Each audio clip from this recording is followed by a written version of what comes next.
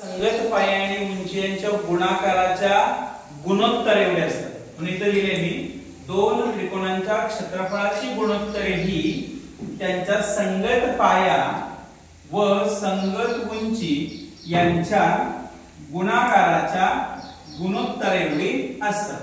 पण क्षेत्रफळाचं गुणोत्तर लिहिताना मी कसं लिहिलं, एरिया ऑफ ट्रायंगल भागिले एरिया ऑफ ट्रायंगल. तुम्ही कोणते त्रिकोण घेऊ शकता. काय म्हणणार, b1 गुणिले h1 भागिले b2 गुणिले h2. आता b म्हणजे काय, बेस, आणि h म्हणजे काय, हाईट. म्हणजे बघा या ठिकाणी त्रिकोणांच्या क्षेत्रफळाची गुणोत्तरे ही पाया आणि उंची यांच्या प्रमाणात असतात. मग काही वेळा याच्यात बदल कसा होतो, काही ठिकाणी त्यांचा पाया समान असतो, b1 भागिले b2 पाया समान असेल तर त्या त्रिकोणांचं जे गुणोत्तर आहे, क्षेत्रफळाचं गुणोत्तर हे उंचीच्या प्रमाणात असतं.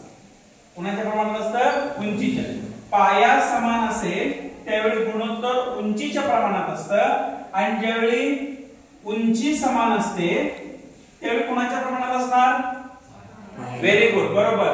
पाया समान असणार त्यावेळी कोणाच्या प्रमाणात असणार, उंचीच्या, आणि उंची समान असणार त्यावेळी कोणाच्या प्रमाणात असणार, पायाच्या.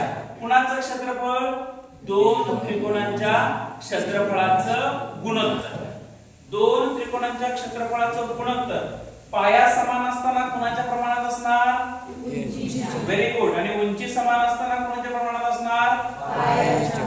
तर या ठिकाणी हा गुणधर्म तुम्हाला सर्वांना समजला का?